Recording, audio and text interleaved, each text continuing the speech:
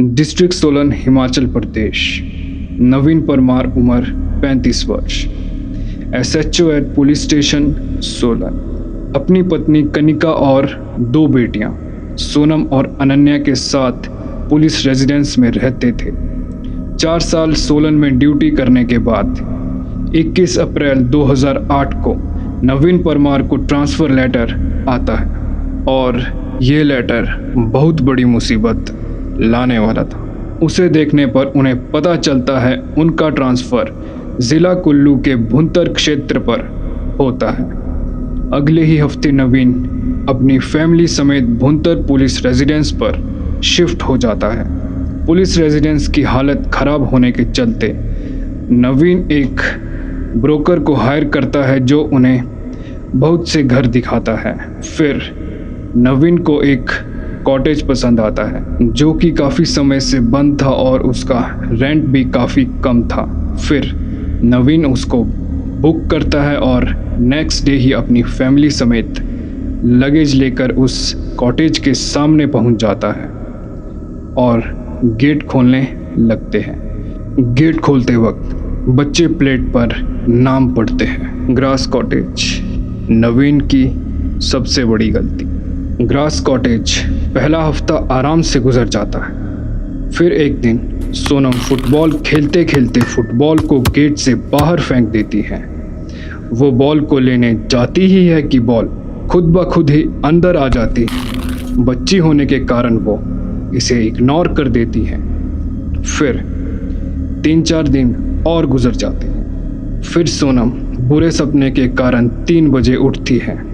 वो पानी लेने किचन में जाती है तो उसे किचन की शेल्फ पर एक बच्चा खेलता हुआ दिखता है। फिर वो उसके पास जाने लगती है और कहने लगती है, हेलो, तुम यहाँ क्या कर रहे हो? बच्चा सोनम की तरफ मुस्कुरा कर देखता है। जैसे ही वो उसके पास पहुँचती है, बच्चे का मुंह नीला होने लगता है और ज़ोर ज़ोर से रोने लगता है। सोनम डर के मारे कांपने लगती है और वहीं बेहोश हो जाती है।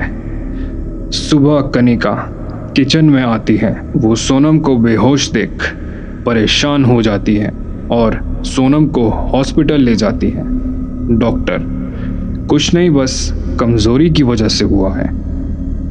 घबराते हुए डॉक्टर सोनम के लिए कुछ दवाइयाँ लिखता है। फिर कनिका और सोनम घर जाने लगते हैं। घर के पास पहुंचते हुए कनिका ये नोटिस करती है कि सभी दुकानदार और लोकल्स उन्हें घूर रहे हैं। कनिका को ये काफ़ी अजीब लगता है पर वो ये सब इग्नोर कर देती है। कनिका एज़ यूजुअल किचन में जाती है, दूध उबालने लगती है और देखती है कि उसकी कलाई में उंगलियों के निशान हैं। अब कनिका घबरा जाती है। शाम को ये सब नवीन को बताती है और कहती है, तुम्हें ये नाइट शिफ्ट वगैरह बंद करनी होगी। नवीन, ड्यूटी करने के लिए ही तो यहाँ आए हैं।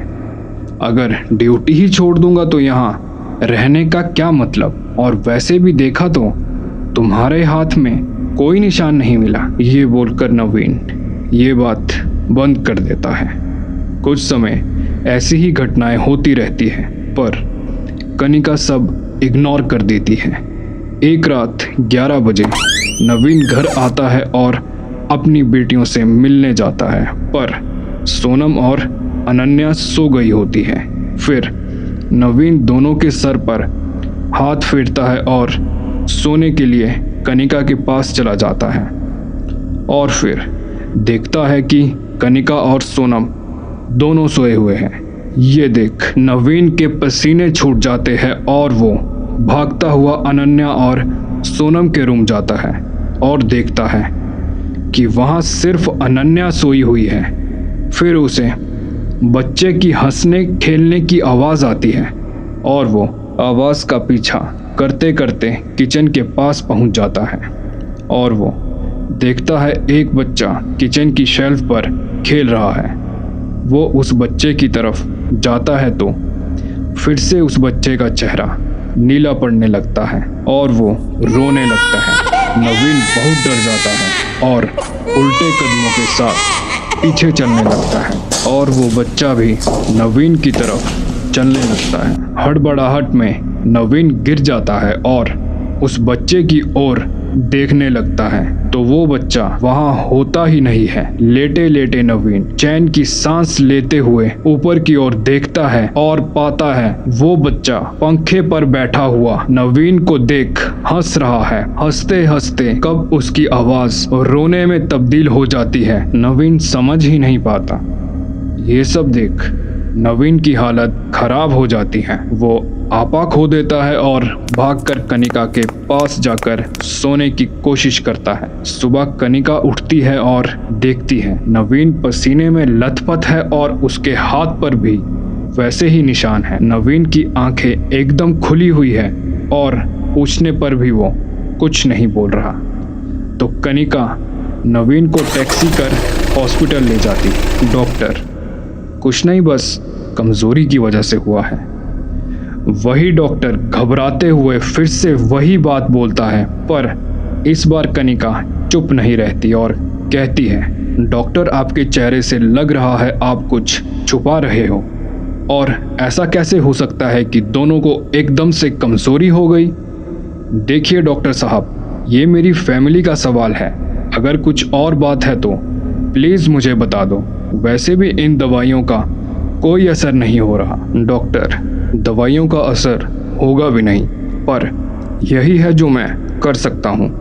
कनिका क्या मतलब? डॉक्टर देखिए, कुछ चीज़ें साइंस की समझ के बाहर होती हैं।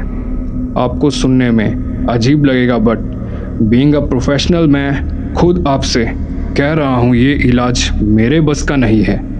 2 साल पहले एक कपल सेम कंडीशन में मेरे पास आया था। I wrote the same medicine for them. I did the best I could, but it was not of much help. आप विश्वास नहीं करेगी कि वो दोनों ग्रास कॉटेज में ही रहने आए थे। पता नहीं लोग इस मनहूस कॉटेज में क्यों रहने आते हैं, पर 2 साल से कोई रहने नहीं आया। आपको भी वो 2 नंबर का ब्रोकर ही वहाँ लाया होगा। कनिका तो अब आगे क्या कर सकते हैं? डॉक्टर जितना मैंने सुना है, रतन सिंह जी आपके कॉटेज के सामने वाले दुकानदार, वही आपकी मदद कर सकते हैं। ये सुनकर कनिका नवीन को लेकर रतन सिंह के पास जाती है। वहाँ पहुँचते ही नवीन की हालत देख रतन सिंह कहता है, उसने आपको भी नहीं छोड़ा। हैरान हुई कनिका बोलती है, क्या मतलब? रतन सिंह इस कॉटेज में जो भी रहने आता है हमें इस ही हालत में दिखता है। कनिका देखिए प्लीज आप हमारी मदद कीजिए, ये मेरे बच्चों का सवाल है। रतन सिंह बच्चों नहीं मैडम, बच्चे का सवाल है, वो भी आपके नहीं देविका के। कनिका देविका कौन? रतन सिंह इस घर की असली मालकिन। कनिका क्या मतलब रतन जी? रतन सिंह देविका इस घर की असली मालिक अनूप दयाल चंदेल की बहू थी। बहुत ही खुशहाल फैमिली हुआ करती थी। जब देविका गर्भवती हुई तो 6ठे महीने में उसकी तबीयत खराब सी होने लगी। सुना है किसी ने जलन के मारे काला जादू किया था। फिर देविका ने खराब हालत में ही 9वें महीने बच्चे को जन्म दिया। पहले तो बच्चा बिल्कुल ठीक था, रो भी रहा था, फिर न जाने क्या हुआ, रोते रोते वो नीला पड़ने लगा और वैसे ही उसकी मौत हो गई। देविका भी उसके गम में मर जाती है और उस दिन से ही इस कॉटेज में देविका और उसके बच्चे की आत्मा रहती है। कनिका तो रतन जी आप ही कुछ उपाय निकालिए। रतन सिंह चलिए मैं कोशिश तो पूरी करूंगा। ये बोलकर रतन, कनिका और नवीन तीनों ग्रास कॉटेज में चल पड़ते हैं और 2 दिन छानबीन करने पर भी उसे कुछ नहीं मिलता है। वापस आते हुए उसे एक औरत झूले पर बैठी हुई दिखती है, पर वो उसे अनदेखा करते हुए घर जाकर कुछ तैयारी करने लगता है। अगले दिन रतन सिंह अपने सामान समेत ग्रास कॉटेज पहुंचता है और वहीं रहने का डिसीजन करता है। रात को उसे किचन से बच्चे के रोने की आवाज आती है तो वो जाकर देखता है वही बच्चा रोते हुए रतन सिंह के पास आ रहा होता है। रतन उस पे अपने बैग से भस्म निकालकर फेंकता है और कुछ मंत्र का जाप करने लगता है। वो बच्चे की आत्मा हवा में उड़ने लगती है। बच्चा बहुत जोर जोर से रोने लगता है। तभी रतन देखता है दीवार पर देविका की आत्मा बैठी होती है। फिर वो चीखते हुए रतन की तरफ आती है, देविका तू मेरे बच्चे को मारेगा। लेकिन वो रतन के करीब पहुंच नहीं पाती है। दूसरी तरफ रतन तेजी से मंत्र जाप करने लगता है। देविका चिल्लाने लगती है।